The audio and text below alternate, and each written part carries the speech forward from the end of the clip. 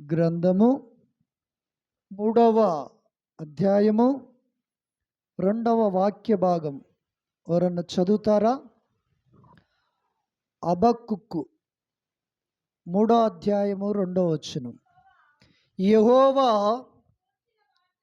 నిన్ను గూర్చిన వార్త విని నేను భయపడుచున్నాను. యెహోవా సంవత్సరములు జరుగుతూ ఉండగా నీ కార్యములు నూతన పరుచుము. సంవత్సరములు జరుగుచుండగా జ్ఞానము దానిని తెలియచేయుము. కోపించుచూనే వాత్సల్యమును జ్ఞాపకమునకు తెచ్చుకొనుము. చాలు. హల్లెలూయా. హబక్కూకు అనే ఒక ప్రవక్త దేవుని కార్యాలను ఆలోచించినప్పుడు అతనికి భయము కలిగిందట. ప్రకృతి చాలా చక్కగా వికసిస్తూ ఉంది. సూర్యుడు చంద్రుడు క్రమంగా పనిచేస్తూ ఉన్నాడు. సముద్రము దాని సరిహద్దులను ఆయన మాట మీరకుండా రావట్లేదు.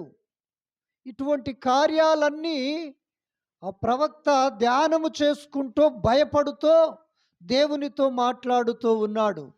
సంవత్సరములు జరుగుతూ ఉండగా నీ కార్యములను నూతన పరుచుచున్నావు. హల్లెలూయా. దేవునికి స్తోత్రం. ప్రకృతి సంవత్సరము నూతన పరచబడుతూ ఉంది. అంటే ప్రకృతి కూడా దేవుని యొక్క కృపను పొంది ఆశీర్వదించబడుతూ ఉంది. ఆ ప్రవక్త, అయ్యా నీ పోలికలో ఉండి నీ స్వరూప్యములో ఉండి నీ రూపాన్ని మాకిచ్చావు, మేము వెనకబడిపోతున్నాము అని ఆయనకు భయమేసి నీ కార్యాలను తెలుసుకునుటకు మాకు జ్ఞానమునియ్యయ్యా అని దేవుని సన్నిధిలో గోజాడుతూ ఉన్నాడు. ఆమేన్. హల్లెలూయా. నిజమే ప్రియులారా. ఇప్పుడు ధన సాక్ష్యం ఇచ్చింది. ఆ కుమారుడు అలా గుండటం ద్వారాగా వారికి బాధ ఉంది లోపల. నీవు నేను క్రీస్తులోనికి వచ్చిన తర్వాతకి సంవత్సరము నూతన పరచబడాలి. ప్రారంభంలో మనకేదో తెలిసి తెలియని ప్రార్థన చేశాం. మరొక సంవత్సరము తర్వాత ప్రార్థనలో ఇంకొక మార్పు వచ్చింది. అలాగనే మన భక్తి జీవితములో కూడా నూతనత్వాన్ని దేవుడు కోరుకుంటున్నాడు. నువ్వు నూతన పరచబడాలి. నువ్వు నూతన సృష్టిగా రూపము దాల్చాలి ప్రియులారా. 3వ వచనములో అంటూ ఉన్నాడు, లోకమంతయు చదవండి. దేవుడు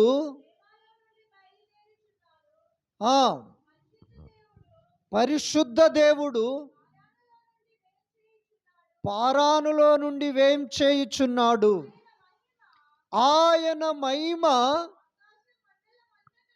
ఆకాశ మండలమంతను కనబడుచున్నది. భూమి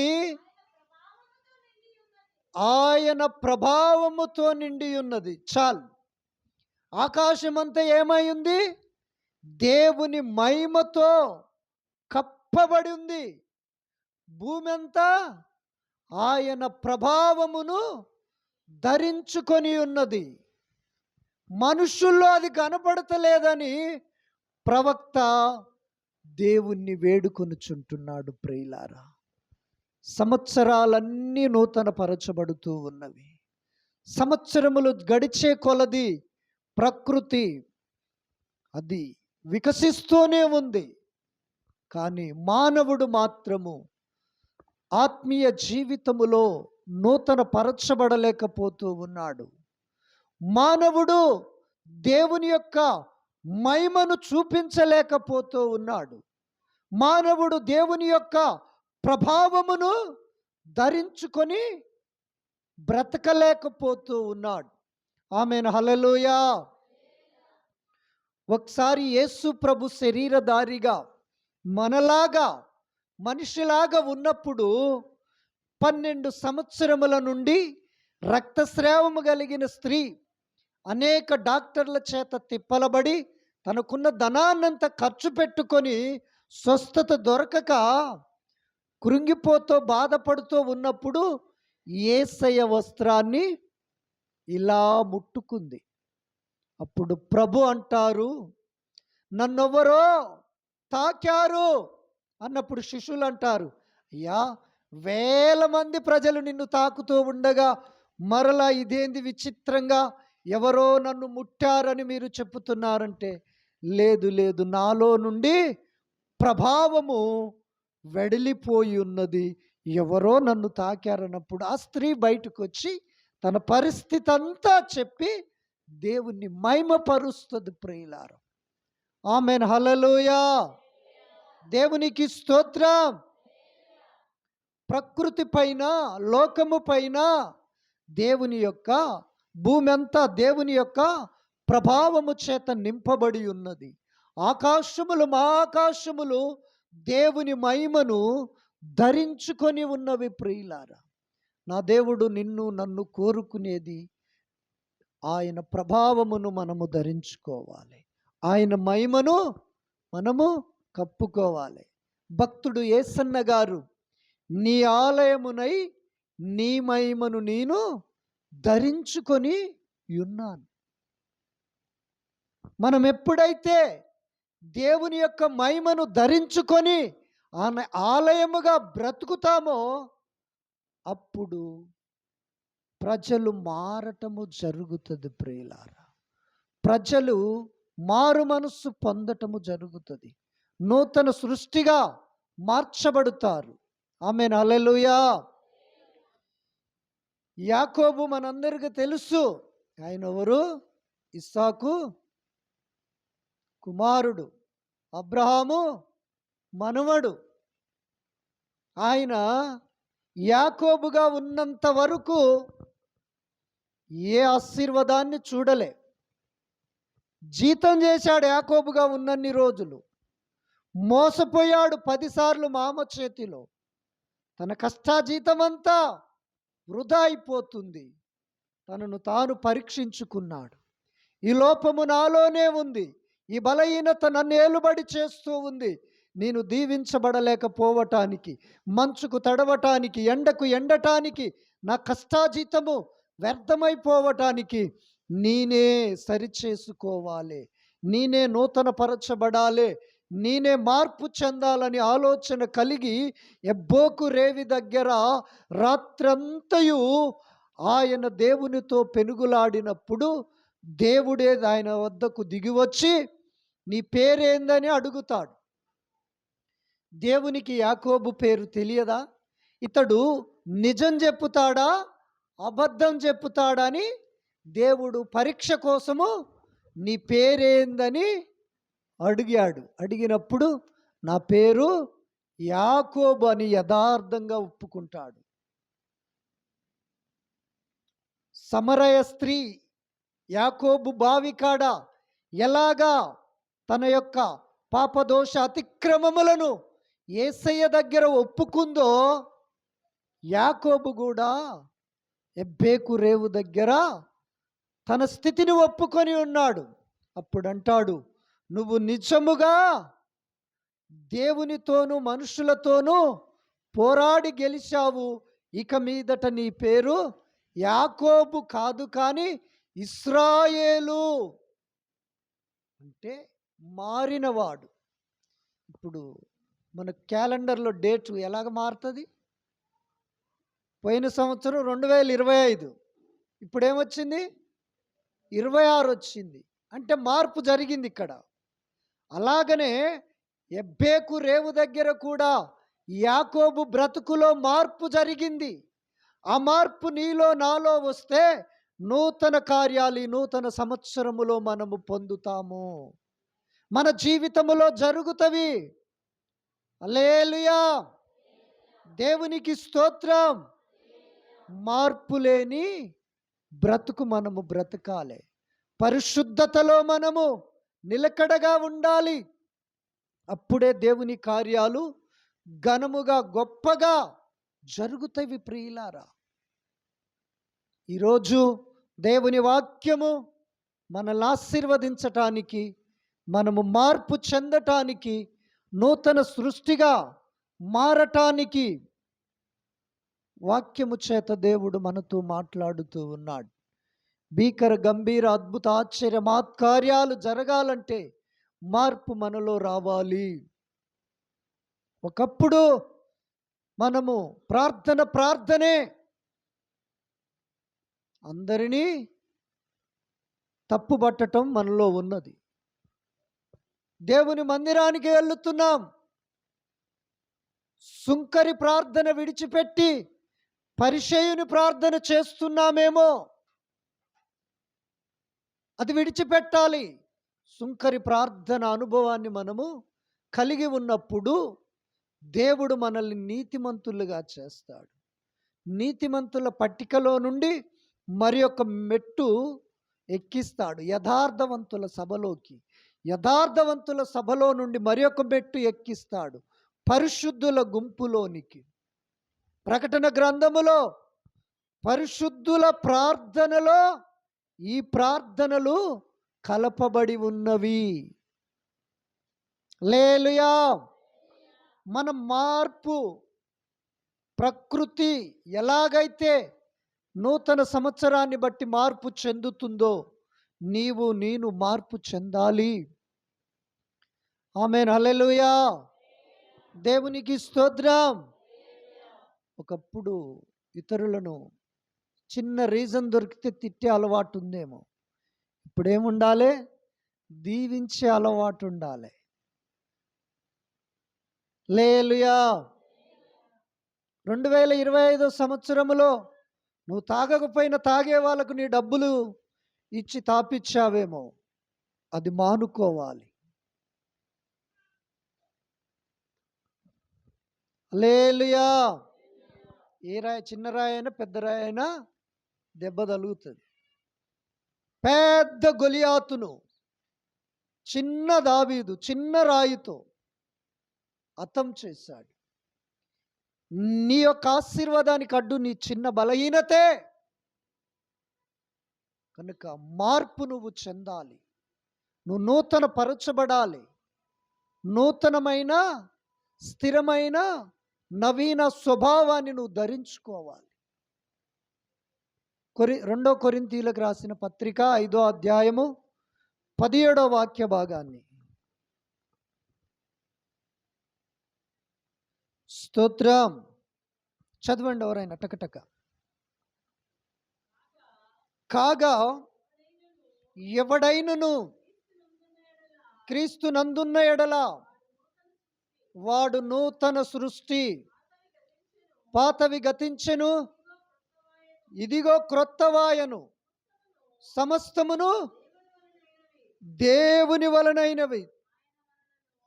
ఆయన మనలను క్రీస్తు ద్వారా తనతో సమాధాన పరుచుకొని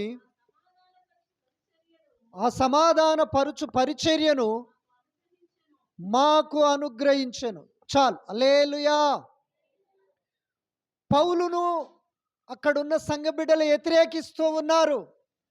నీవెవరివయ్యా మాకు సమాధానమని చెప్పటానికి? మమ్మలను నూతన పరచండి, నవీన స్వభావములోనికి రాని అనటానికి అన్నప్పుడు క్రీస్తు ద్వారాగా మేము ఈ సమాధాన సువార్తను మేము పొందుకొని ఉన్నాము. సంఘమైన మీకు చెప్పటానికి మాకు అధికారం ఉన్నది.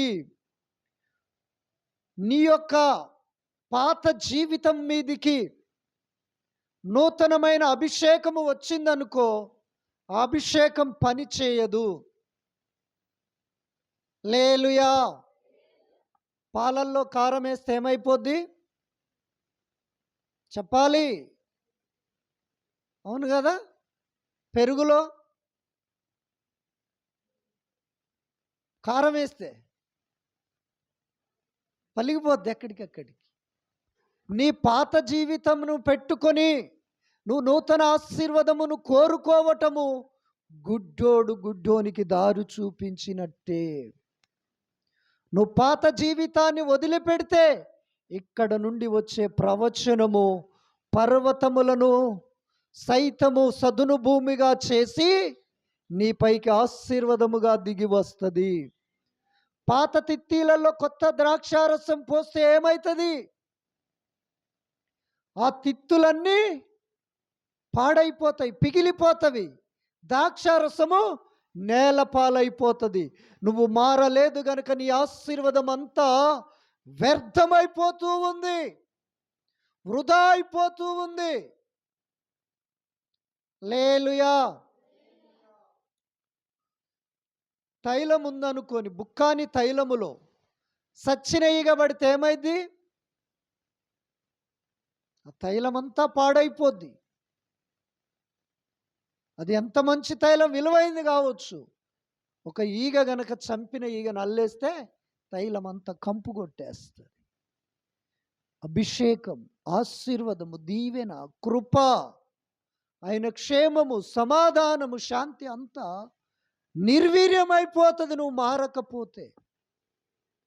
ఎవరైతే అర్హులుగా యోగ్యులుగా సిద్ధపడి ఉంటారో వారిపైకి వస్తుంది.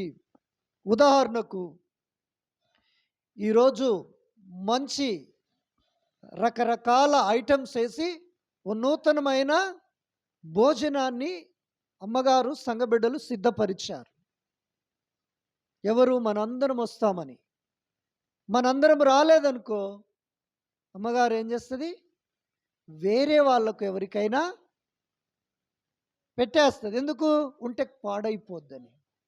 అలాగనే ఈ స్థలములో నేను నూతన పరచబడకుండా, నవీన స్వభావములోనికి రాకుండా, నూతన సృష్టిగా నేను రూపాంతరము చెందకుంటే నూతన సంవత్సరపు వాగ్దానము నా జీవితములో పని చేయదు.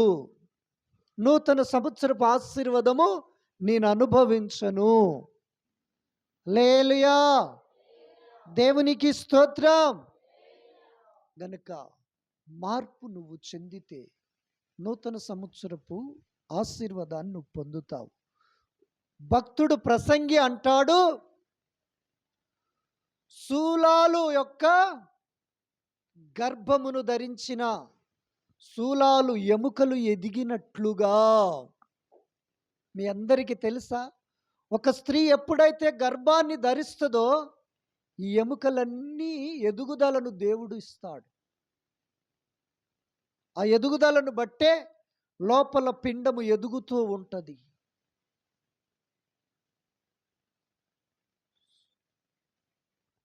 ఇదంతా తలుసుకుంటే నాకు భయమేస్తుందని భక్తుడు హబక్కూకు చెప్పుతూ ఉన్నాడు. శూలాలు ఎముకలు ఎదిగినట్లుగా మనము కూడా ఎదగాలి. ఆమేన్. హల్లెలూయా. దేవునికి స్తోత్రం. దీన్ని తీసుకొచ్చి దగ్గర దగ్గర 3 సంవత్సరాలు అవుతుంది. ఏమన్నా ఎదిగిందా? ఎదగలే. చూసుకోవటానికే బాగుంది. నాకు దీని ద్వారాగా ఆకలి తీర్తలే, దీని ద్వారాగా దాహం తీర్తలే, దీని ద్వారాగా నా అక్కరలు అవసరతలు తీర్తలే. మనము కూడా ఇలాగుంటే చూడటానికే బాగుంటాం. మేడిపండు ఆట పైగా చూస్తే చాలా రమ్యముగా నోట్లో నీళ్ళు ఊరుతాయి తినేటట్టుగా. దాన్ని ఇప్పినప్పుడు అన్నీ పురుగులే. గనుక మనము మారుదాం, మార్పు చెందుదాం, మనము నూతన పరచబడుదాం. నూతన సంవత్సరపు వాగ్దానాన్ని మనము పొందుకొని అనుభవించి అభివృద్ధి చెంది అనేకులకు దీవెనకరముగా ఉందాం. హల్లెలూయా. దేవునికి స్తోత్రం. 1 సమూయేలు 10వ అధ్యాయము 6వ వాక్య భాగాన్ని త్వరగా. 1 సమూయేలు 10:6.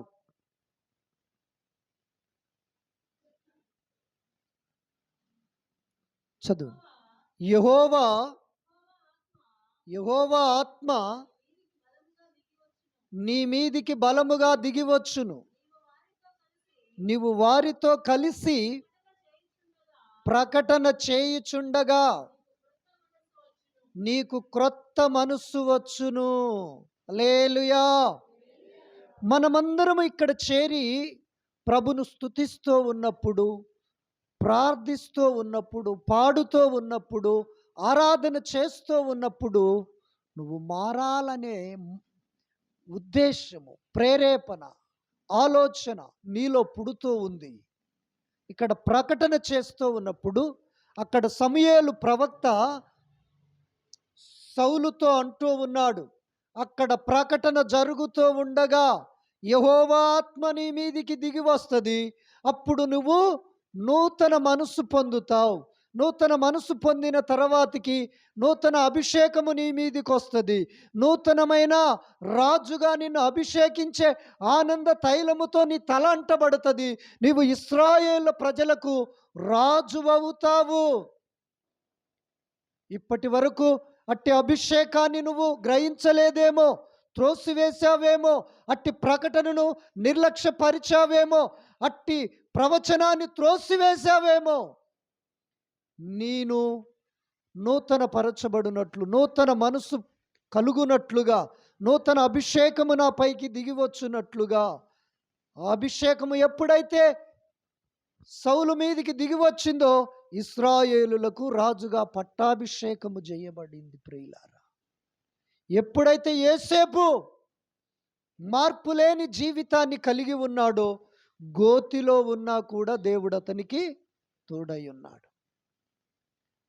ఐగుప్తులో ఫరో ఇంట్లో ఉన్నా దేవుడు అతనికి తోడై ఉన్నాడు.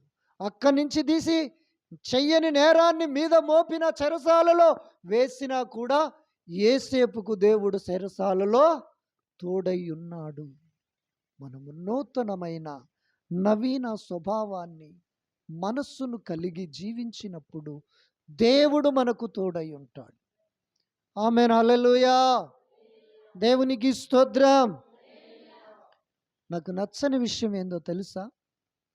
ఆరాధనకు లేటుగా వస్తే, మీ ముఖం మీదనే చెప్తున్నాను, నూతన సంవత్సరంలో చాలా మిమ్మల్ని చీడ పురుగులను చూసినట్టు చూస్తాను ఇక్కడ నిలబడి. దేవునికి మీరు ఇచ్చే విలువ అది. హల్లెలూయా. అమ్మగారితో సహా. ఎందుకంటే స్కూల్కి వెళ్ళే పిల్లవాడికి వాళ్ళ అమ్మ 6ంటికే లేస్తుంది. అవునా? 8:30కు బెల్లంటే వీళ్ళమ్మ క్యారేజ్ కట్టుకొని ఏడుంటుంది? బస్ కాడ. 5 నిమిషాలు లేట్ అయితే బస్సు వెళ్ళిపోద్ది. అప్పుడు నువ్వు పిల్లని వేసుకొని, బ్యాగ్ వేసుకొని, ఎండాకాలం కుక్క వగిరిస్తుందిగా నాలుక బయటికి పెట్టి అట్ట పరిగెత్తాలి. హల్లెలూయా. ఏమైంది? బస్సు మిస్ అయింది. ఇక్కడ కూడా నువ్వు లేటుకు రావటము ద్వారాగా ఎన్నో మిస్ అవుతున్నాయి నీ కార్యాలు, ఎన్నో చేదాటిపోతున్నవి నీ కార్యాలు. ఆశీర్వాదము అది ఇతరులకు వెళ్ళిపోతూ ఉంది. గనుక ఈ నూతన సంవత్సరములో టయానికి రండి, టయానికి ముగించబడుతుంది. హల్లెలూయా. ఈరోజు మీ ప్రభావము నా మీదకి వచ్చింది. లేటుగా ప్రారంభించాను. మీరు సామాన్యులు కాదు. యేసు రక్తం కిందికి మిమ్మల్ని తీసుకొస్తూ ఉన్నాను. హల్లెలూయా. దేవుడి మాటలు మనందరికీ దీవెనకరముగా మార్చునుగాక. ఆమేన్.